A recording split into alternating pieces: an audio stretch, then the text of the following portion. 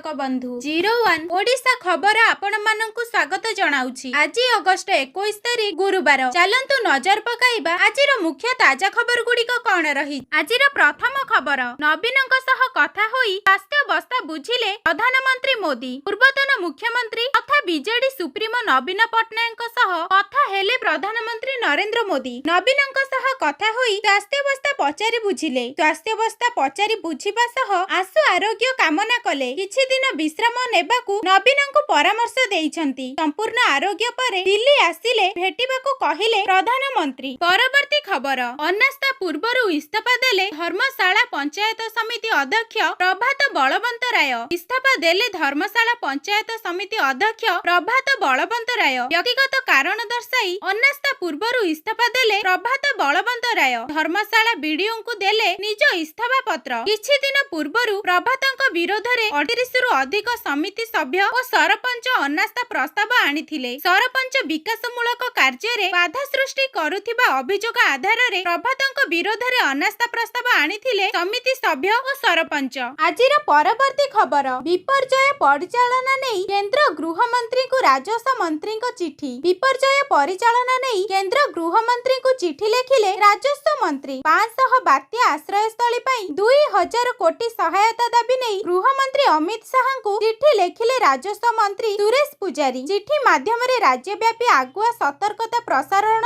प्रणाली प्रकल्पर संप्रसारण एवं उन्नतीकरण पई दाबी। आजिर परवर्ती खबर, उपराष्ट्रपति निर्वाचन नामांकन भरिले एनडीए प्रार्थी राधाकृष्णन। उपराष्ट्रपति निर्वाचन पई नामांकन भरिले एनडीए प्रार्थी सीपी राधाकृष्णन। एनडीए नेतांक उपस्थिति रे नामांकन भरिले सीपी राधाकृष्णन। सीपी राधाकृष्णन को पई मुख्य प्रस्तावक हेले पीएम मोदी। एहा सहित बीजेपी रो अनेक वरिष्ठ नेतृवृंद यथा केंद्र मंत्री तथा राष्ट्रीय अध्यक्ष जेपी नड्डा, केंद्र गृह मंत्री प्रतिरक्षा मंत्री राजनाथ सिंह, गृह मंत्री अमित शाह, नितिन गडकरी एवं संसदीय व्यापार मंत्री किरण रिजिजू प्रमुख उपस्थित थिले। आजिर परवर्ती खबर, भुवनेश्वर रे रिंग रोड को मंजूरी नहीं राज्यवासी को शुभेच्छा जणाइले प्रधानमंत्री। भुवनेश्वर बाईपास को नहीं अभिनंदन जणाइले प्रधानमंत्री मोदी। ओडिशावासी विशेष करी भुवनेश्वर और पार्श्ववर्ती अंचलवासी को अभिनंदन जणाइछंती प्रधानमंत्री। मोदी कहिछंती ओडिशा पाई गुरुत्वपूर्ण प्रकल्प को आज कैबिनेट रे मंजूरी मिलिछि।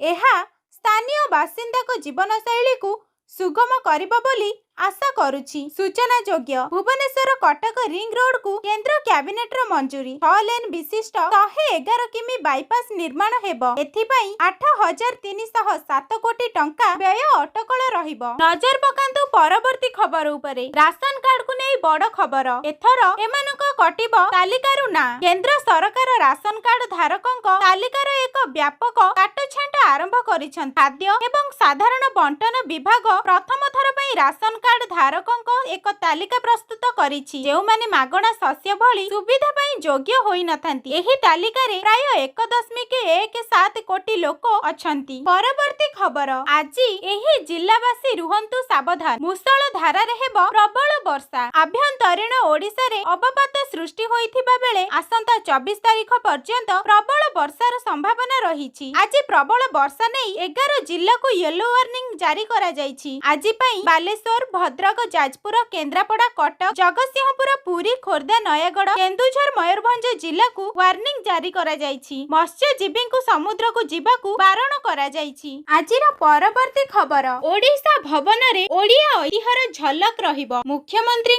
निर्देश। मुख्यमंत्री मोहन चरण माझी लोकसभा भवन रे बुधवार दिन नुआ दिल्ली रे नूतन ओडिशा भवन निर्माण कार्य संपर्क रे समीक्षा करिसंती। नुआ दिल्ली रा चाणक्यपुरी अंचल रे एही भवनर पुनः निर्माण करा जाउछि। एही बैठक रे मुख्यमंत्री देशर राजधानी नुआ दिल्ली रे निर्मित हेबाकू थिबा एही नुआ भवन रे ओडिशार समृद्ध प्रस्तुर कारुकार्य, संबलपुरी इकत, ओडिशा परंपरा और संस्कृतिर झलक प्रतिफलित करिबा पई आर्किटेक्ट को परामर्श देइथिले। परवर्ती खबर, दिल्ली मुख्यमंत्री उपरे ଆକ୍ରମଣ ଉଦ୍ୟମ ଦିଲ୍ଲୀ ମୁଖ୍ୟମନ୍ତ୍ରୀଙ୍କ ଉପରେ ଆକ୍ରମଣ ଉଦ୍ୟମ ଜଣେ ବ୍ୟକ୍ତି ଦିଲ୍ଲୀ ମୁଖ୍ୟମନ୍ତ୍ରୀ ରେଖା ଗୁପ୍ତାଙ୍କ ଉପରେ ଆକ୍ରମଣ କରିବାକୁ ଚେଷ୍ଟା କରିଛନ୍ତି। ଆଜି ସକାଳେ ଜନଶୁଣାଣି ସମୟରେ ଜଣେ 35 ବର୍ଷୀୟ ବ୍ୟକ୍ତି ମୁଖ୍ୟମନ୍ତ୍ରୀଙ୍କୁ ଚାପୁଡା ମାରିଥିବା ଅଭିଯୋଗ ହୋଇଛି। ଏହାପରେ ଆକ୍ରମଣକାରୀକୁ ଗିରଫ କରି ଦିଲ୍ଲୀ ପୋଲିସର ତଦନ୍ତ ଜାରି ରହିଛି। କିନ୍ତୁ ଆକ୍ରମଣ କରିବାର କାରଣ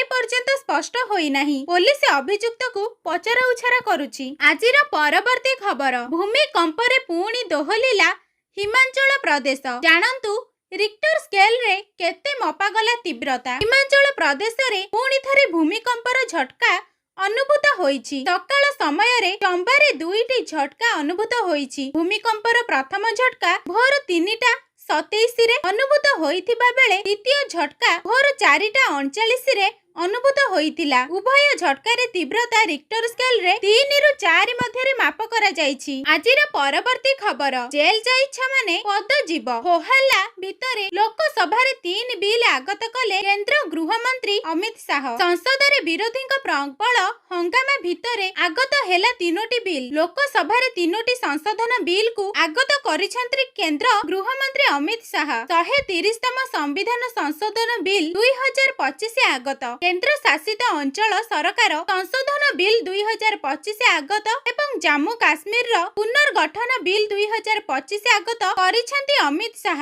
3ଟି ବିଲ୍ ଆଗତ କରିବା ପରେ ବିଲ୍ ଗୁଡ଼ିକୁ ଜେପିସିକୁ ପଠାଇବାକୁ ଶାହ ପ୍ରସ୍ତାବ ଦେଇଥିଲେ।